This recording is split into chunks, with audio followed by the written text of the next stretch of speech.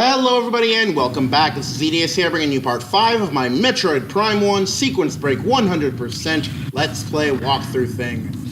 Whatever the hell you want to call it is what this is going to be. So, in the last video I just defeated Flogger. That's pretty much all I freaking did because it took me like 7 minutes to beat the damn thing. But in this video I'm going to be heading to Phendrana Drifts, but first I have to get through Magmoor Caverns, which probably is my favorite area in the game, mostly because I like lava. Lava's cool.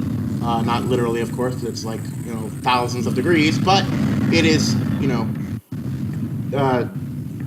what's the term? Trying to think what that term is. Cool in the, like, fuck, what is that term? I don't know what that term is. Cool in, like, whatever, it's cool, okay? But anyway, since I have the space jump boots early, there is a Chozo artifact in this room that we can get early, and it is going to be right here.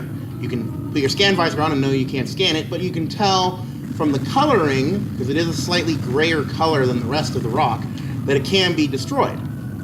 So what you do is you simply shoot it with 2 missiles, one there and one there. You can also use a super missile, but that's a waste of missiles. Now you need the space jump boots as far as I know, because I believe I saw Some Call Me Johnny on his Let's Play of this game, on his Let's Play channel, as well as doing it myself. Tried to get the artifact without the space jump boots, and the slope jump, which is the ghetto jump, I guess, doesn't get you high enough to actually grab it without the space jump boots. So, it's easier to just grab with the space jump boots, and so now we have a free artifact that we don't have to come back through to get later, because that is one of the things that I also will complain about with Metroid Prime. The artifact hunting is a little annoying if you don't use sequence breaking tactics. Now, of course, when you're first playing this game, you're not going to know what the sequence breaks are. Your first time through, you're not going to know how to get the space jump boots early. You're not going to, some people aren't even going to know that you can, okay? You're not going to know that you can get the ice beam early. You're not going to know that you can get the plasma beam early. You're not going to know that you can get any of this shit early, even when you can. So, you know, for those who are just generally going through the game or have some issue with using glitches and other exploits to get through a video game, which I don't know why you'd have an issue with that, but that's, I guess, personal preference. You guys won't know or won't want to do any of the bypasses to get to this game quicker. Speedrunners, not calling myself a speedrunner, but, you know, people who do speedruns, since they are trying to perfect the game as fast as possible, or go through the game as fast as possible, have to know all the tips and tricks to get these items early.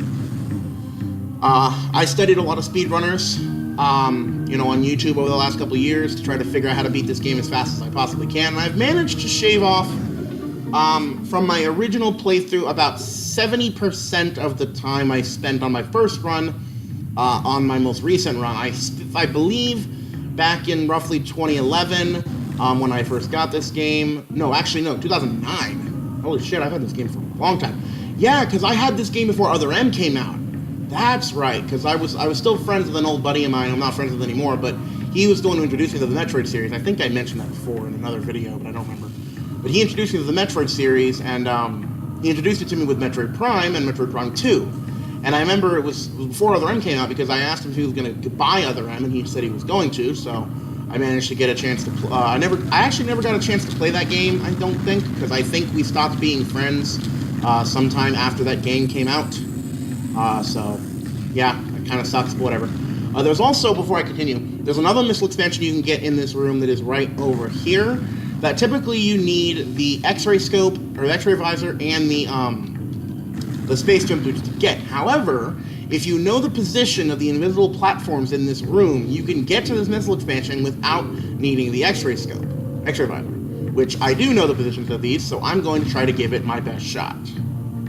The easiest way to figure it out is to simply shoot your beam weapon into the open air until you see it stop in midair. As you can see right here, the beam goes past it when I go around it, but when I go in this specific area, my power beam does stop there. So I'm going to jump here, and you have to continue to jump here while you're looking for the next platform, because the platforms do sync. And then there's one more, right over here. Finally, right here. Now, there is a speed running tactic to get this missile expansion early that involves using the dash jump off of scanning one of the puffers over there. I've never managed to be able to do it, but I know it is possible. So if you want to give it a shot, you know, there you go. Go try it. Just look up any speed run of Metroid Prime, and it'll most likely have it in there somewhere. But yeah, those are two. Well, the first one I got wasn't an early missile. You can get that as soon as you come to Magmoor Caverns. But the second one is technically an early missile. And then, of course, the Chozo artifact was also early. Usually, you don't get that till after you come through here another time after you've already obtained the space jump boots, after you've obtained the boost ball, and are on your way back to get the wave beam. Now, typically the way you go through the game when it comes to Phendrana is that you go to Phendrana, grab the boost ball, return through the Chozo return through the Magmoor Caverns to the Talon Overworld, then go through a boost ball sequence that is right on the other side of the cliff where you landed, in a separate room, of course. But it's a boost ball cliff that you can ride up with the boost ball. Half pipe, I guess you can call it. I think that's what they call it. But you can go up that cliff with the boost ball and then obtain the space jump boots that way. But and then after that, you go back to Phendrana to get the wave beam, and then go through the space pirate base with the wave beam to get the thermal visor, and then eventually the super missile, and then the the thermal visor, and then the super missile, and then the thermal visor. Oh, excuse me, in that order. And then from there, you get the well, I'll just leave it at that for now. So that's the way you normally get it. Now, what I did, since I got the space jump boots early, what I'm going to do is I'm going to head into Phendrana in a second here. I'm going to actually do something quick before I continue. There's actually a way to get because normally you need the boost ball to activate this spinner beneath where I'm standing to raise the platform and the space jump boot as well to get over to that door. However, there. You can do it that way. You can cheese it with a scan jump, which is very, very useful, and is also what I'm going to be using to get the grapple beam early when we get to the phase on mines. I already have a video about that if you guys want to check that out on my main channel. I might leave a link in the description or a card in the corner, I don't know yet. But I already have a video to that if you guys want to check it out.